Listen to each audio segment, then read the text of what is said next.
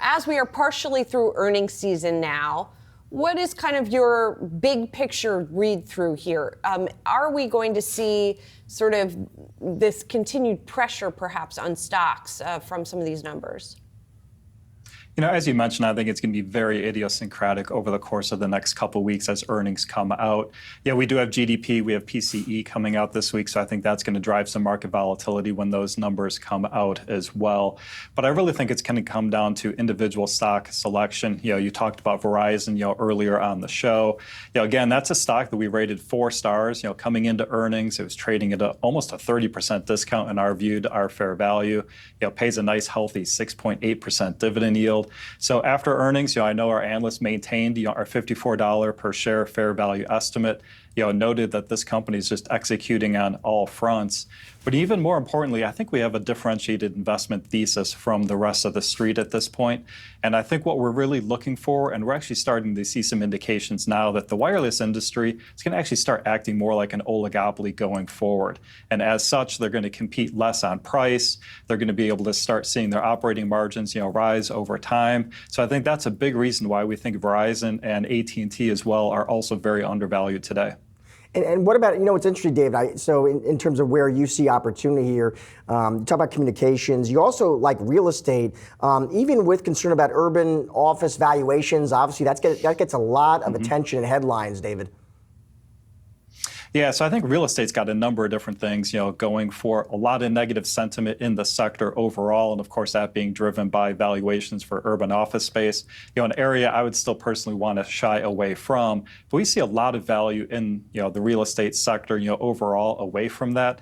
A couple of different stock picks that we like. One is going to be Realty Income Trust. That's the one we actually think is going to be the most correlated to interest rates, and we do expect interest rates to come down over the course of this year. We're looking for the 10-year to average about 3.5% this year and fall even further to 2.75% next year. So I think declining interest rates is going to give a good tailwind overall for the real estate sector.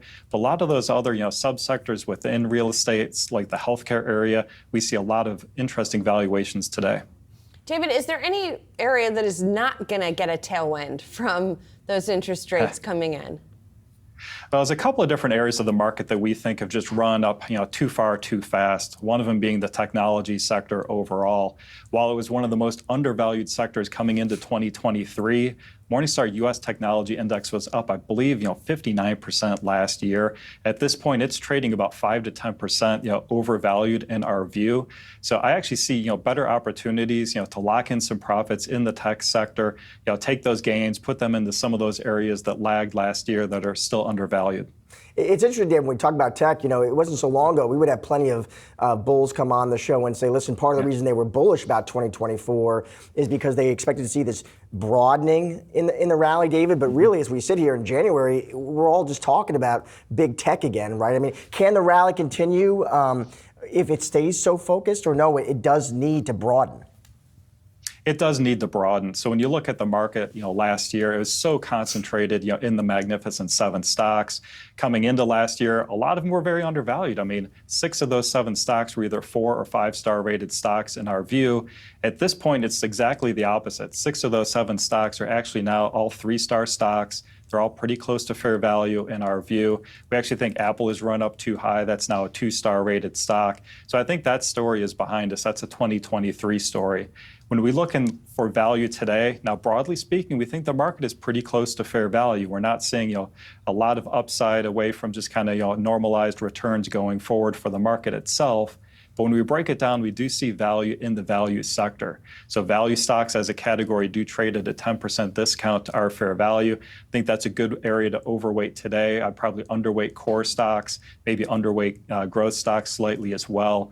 But we also still really like, the small cap sector. Small cap stocks on average, trading at about 16% discount to our fair value. On a historical basis, that's still, very undervalued. So I do think that those will end up catching up over the course of this year, especially more into the second half of the year.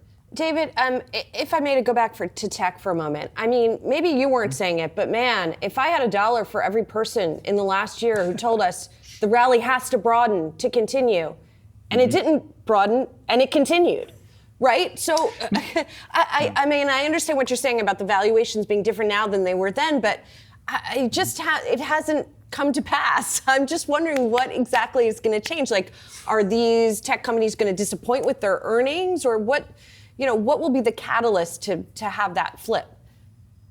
Yeah, I think it's a number of different things. I mean, from just that top-down macroeconomic outlook, we do expect that the economy is going to soften. We're looking for 3 sequential quarters this year of the rate of economic growth slowing, bottoming out in the third quarter. But we are in the soft landing camp. We're not looking for a recession. We think it's probably only a 25% probability. And even if we do have a recession, our U.S. economics team think it's going to be relatively short and shallow at that point.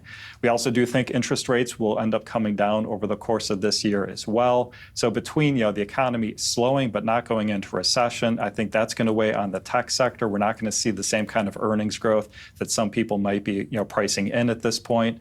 And with interest rates coming down, that'll make some of those dividend stocks, looking better as well, which also will then help prop up the value category. David, thank you so much for joining the show today. Appreciate your time and those stock picks. Well, thank you.